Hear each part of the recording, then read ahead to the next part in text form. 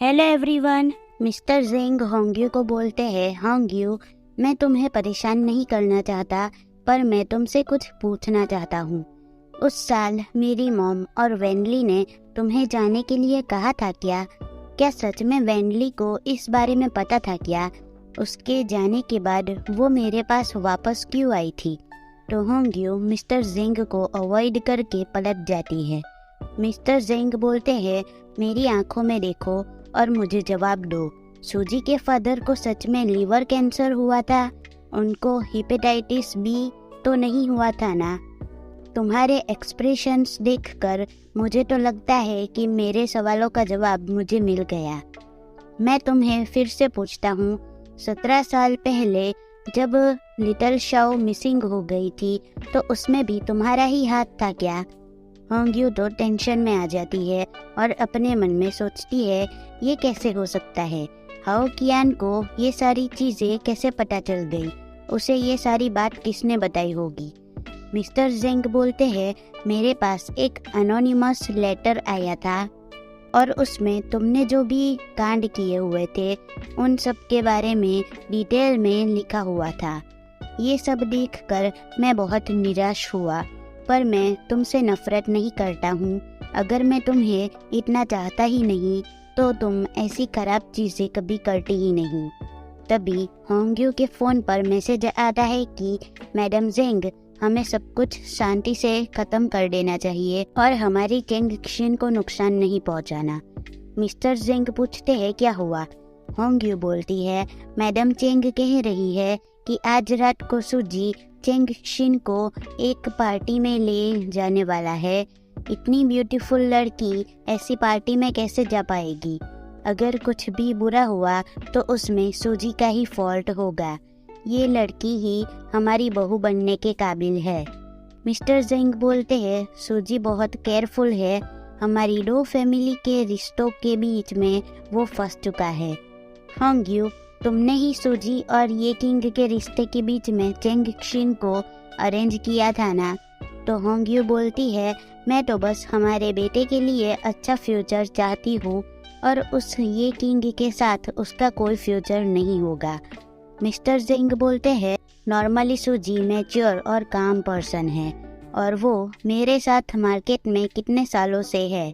कोई भी कभी भी उसका बुरा नहीं सोच सकता है। इधर सूजी बोलता है, वो भी तो एक लड़की है और एक लड़की का मान भी बहुत इम्पोर्टेंट होता है। तुम फिक्र मत करो, मेरे पास कुछ लोग हैं जो सिर्फ उसे धमकाएंगे ही और ये उसके लिए एक वार्निंग होगी और कुछ नहीं। उसे भी तो पता चलना चाहिए ना कि अपना सारा टाइम उसने मेरे पर वेस्ट कर दिया है। ये किंग बोलती है, पर ऐसा करने से तो जिंग फैमिली पर असर होगा। ये दोनों फैमिली तो बिजनेस पार्टनर्स है। सूजी बोलता है, जिंग फैमिली बड़ी तो है, फिर उसे हक कर लेता है और बोलता है, पर मैं तो सिर्फ तुम्हारे साथ मिलकर अपनी एक छोटी सी फैमिली बनाना चाहता हूँ। मुझे किसी और बात की कोई परवाह नहीं है। और इधर होंग्यू बोलती है, सूजी ऐसा क्यों करेगा? तब तो मुझे उसके पास जाना ही पड़ेगा। मिस्टर जिंग बोलते हैं, अब तो बहुत देर हो चुकी है, तुम उसे परेशान मत करो। तुम उसके साथ कुछ भी गलत करोगी तो वो सूजी से नफरत करने लग जाएगी। होंग्यू बोलती है, हाओ कियान, आपको क्या हो गया है? आप ऐसी सिली बात क्यों कर रहे हो?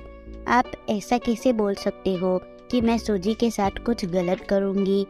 वो मेरा बेटा है, मैं तो उसे बेहतर लाइफ देना चाहती हूँ, इसमें क्या गलत है? मिस्टर जिंग बोलते हैं, तो सूजी के फादर कैसे चल बसे?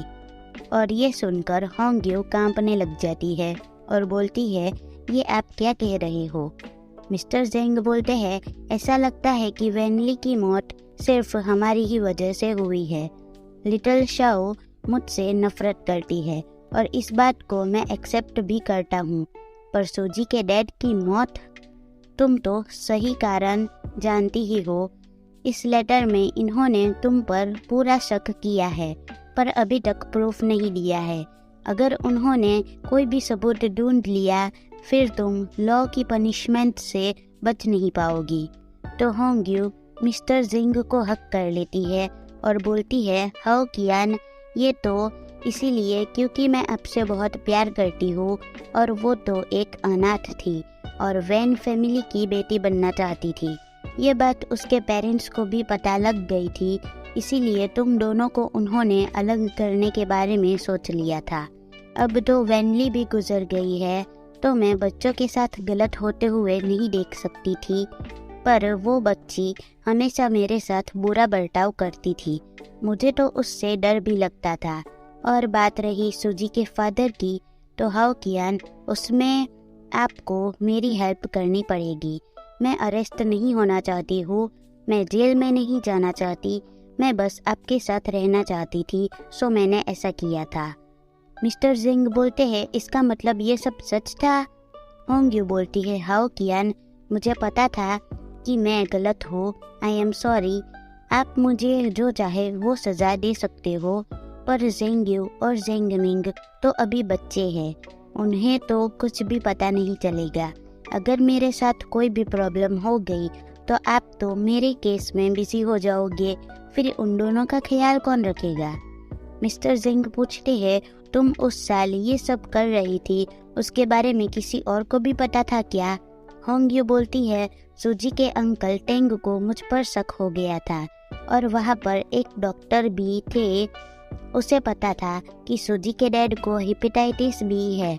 शायद सूजी के अंकल टी सिटी में थे, मैं उनसे मिली भी हूँ। मिस्टर जिंग बोलते हैं, तुम उस डॉक्टर की चिंता मत करो, सूजी के फादर के बाद भी उन्होंने कितने पेशेंट्स का इलाज किया होगा ना, वो तुम्हें कैसे याद रखेंगे। तुम चिंता मत करो, मैं अपने आदमियों को बोलकर सूजी के अंकल को ढूंढ लूँगा। और इसी के साथ ये चैप्टर होता है यहीं पर ही खत्म। So that's it for today and thanks for watching. मिलते हैं नेक्स्ट वीडियो में। टाटा।